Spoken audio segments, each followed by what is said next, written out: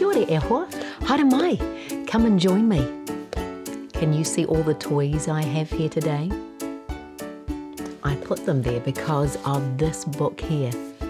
It has a very special toy in it. It's called A Place I Truly Belong, and it's a lovable Larry story. It's by Anita Hinton, and it's illustrated by Euinton and Shaila Awadh. Would you like to find out about the special toy? Are you nice and comfy, ready for a story? Okay, let's begin. This is the special toy here. What kind of animal is it, do you think? It's a giraffe. Down at Bumbleton Zoo lived a giraffe named Larry. At first glance, you might have thought Larry was just like any other giraffe. But no, Larry was special. For a start, he was much smaller and softer than regular giraffes with their long legs and their long necks. Larry was more of a cuddly, furry type. Many years before, the boy Larry once belonged to had accidentally dropped him on the path when he visited the zoo. Isaac the giraffe keeper had found Larry and placed him on a wall in the enclosure where the real-life giraffes, Steph and Luca, lived. Larry was grateful to be safe, though in his heart of hearts he knew he was different from the other giraffes who were free to move around to their heart's content. Larry could only stay put on his wall. Can you see him here? He longed for a place where he truly belonged. Every day at feeding time, Isaac would remove the pounamu tiki from around his neck and place it around Larry's. Isaac didn't want his precious taonga falling into the enclosure while he fed Steph and Luca the acacia leaves they loved so much. One night, at the beginning of tamariki, Isaac was rushing to get his jobs finished so he could get home to celebrate with his whānau. In his haste, he left behind something precious. Can you guess what it was? That's right, Isaac left his tiki hanging around Larry's neck. Can you see the tiki here? Darkness fell, and the tamariki stars lit up the sky. As they shone their starlight upon the magical tiki, something incredible started to happen. Larry started to twitch and to jiggle. Larry came alive.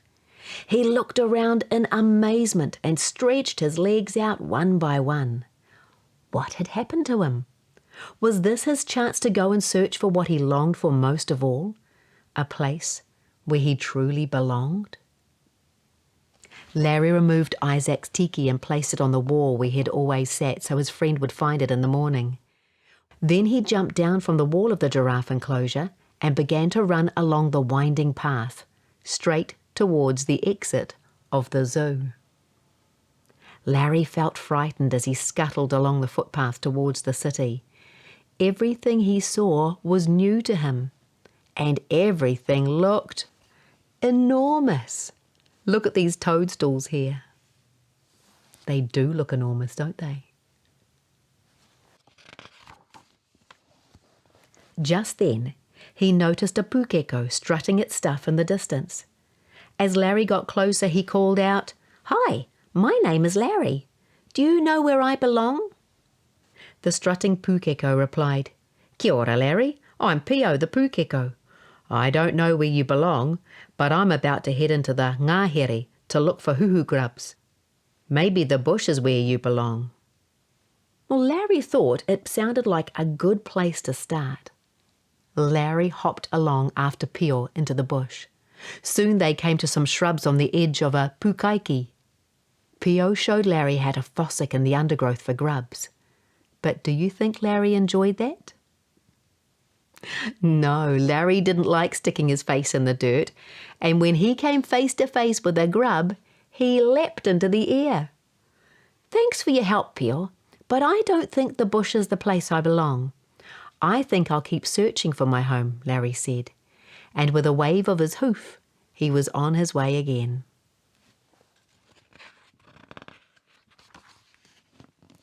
Back on the footpath, Larry continued on his journey, while the tamariki stars twinkled their magical starlight upon him. Suddenly, out of the shadows, Larry saw a creature scurrying back and forth across the road. He tried not to feel scared and called out, "Hi, my name's Larry. Do you know where I belong?" The creature stopped in the middle of the road and flashed its yellow eyes at Larry. "Tēnā koe, Larry. I'm Blossom the Possum." "I don't know where you belong, but I'm about to climb that pohutakawa tree there and have an oke on that big branch. Maybe the tree is where you belong." Larry tried to follow Blossom up the pohutakawa tree. But hang on, do you think Larry was able to climb the tree? No, Larry's hooves were not made for tree climbing. He couldn't get a good grip on the branch. "Thanks for your help, Blossom, but I don't think the tree is where I belong. I think I'll need to keep searching for my home," Larry said, and with a wave of his hoof, he was on his way again. Larry walked on and on up a big hill, through a cluster of shops, and through a big leafy park. As tired as Larry was, he knew he had to keep going until he found the place he belonged. He heard a noise behind him, and he turned around to see a beautiful, sleek grey duck. "Hi, my name is Larry. Do you know where I belong?" Ruffling his feathers, the duck replied, "I'm Buck the Mallard Duck. I don't know where you belong, Ehua, but I'm about to dive into that hāpua over there and swim across to the water lilies. Maybe the pond is where you belong." Larry flopped into the water after Buck. But wait a minute. Do you think Larry knew how to swim? No. Luckily, the water was shallow and Larry was able to scramble up the bank where he lay shivering on the grass. "Thanks for your help, Buck, but I don't think the pond is where I belong." And with a shake of his wet fur, he was on his way again. Larry walked and walked to the edge of the park, dragging his cold, wet hooves along. He trudged past shops and across a motorway bridge until he thought his legs might fall off. Poor Larry was so tired. He couldn't stop yawning from his long journey. He decided to curl up on a park bench and wait for morning to come. The tamariki stars twinkled on. Larry dreamt of finding a place he could call home, a place where he truly belonged. Sleepy wee giraffe. Early the next morning, a little girl named Naya walked through the park on her way to the bus stop with her mother. They were going to her mum's work. As she passed the park bench, Naya noticed Larry curled up fast asleep. It was love at first sight. Naya picked Larry up carefully so as not to wake him and wrapped him in the sweatshirt that she had in her backpack. Can you see him all snuggled up? Naya carried Larry in her arms to the bus stop, then zipped him up in her backpack to keep him safe while she waited for the bus. A little later, Larry was woken up by the motor as the bus rode along the street. He thought it roared just like the lions at the zoo.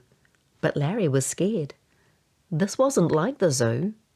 Everything was black. Where am I? He wondered. But he was lying on something very soft and cozy, and the vibration of the bus made him feel so sleepy again.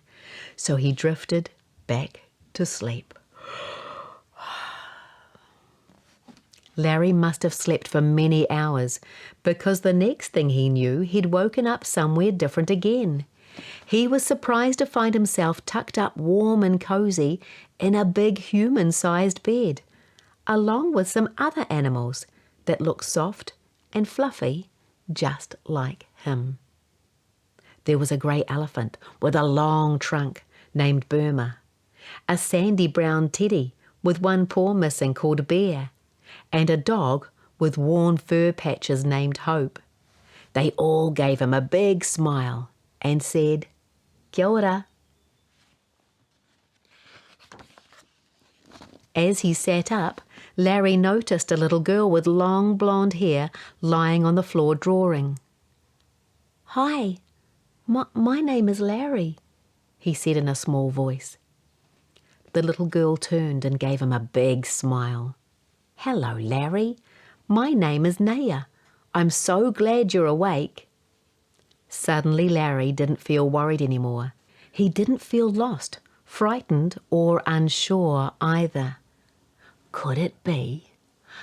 Could this be where I belong? He wondered. Naya picked Larry up and hugged him tight. "Larry, I think you're the most adorable giraffe I've ever seen. If it's okay with you, I'd like you to stay here with me." Larry had never felt so happy. Finally, he said, "I'm home."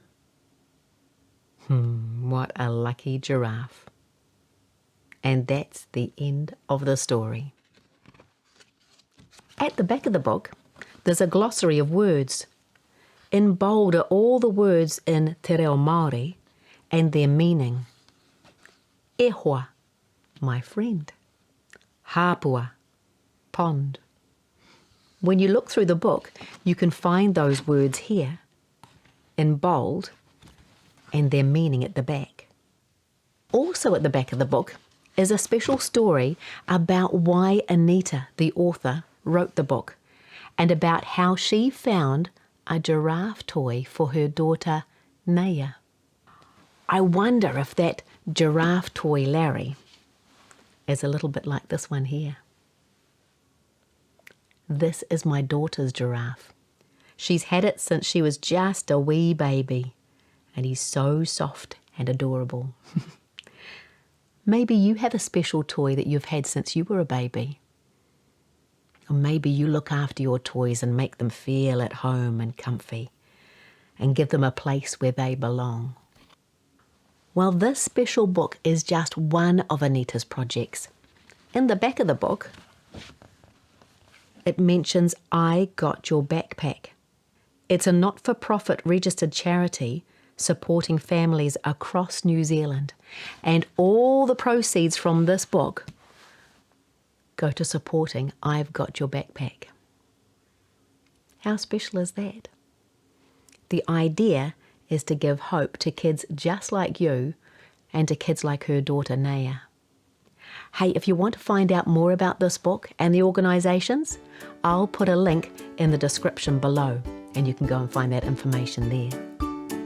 And maybe you can go and look for this book at your library or at your school or at the shops. Well, thanks for joining me today. Maybe you can go and have some fun with your toys now. Or maybe you can go and read a story to your toys. That would be a cool idea. But whatever you do, have fun and come and visit me again soon. I love it when you come to visit. Ka kite.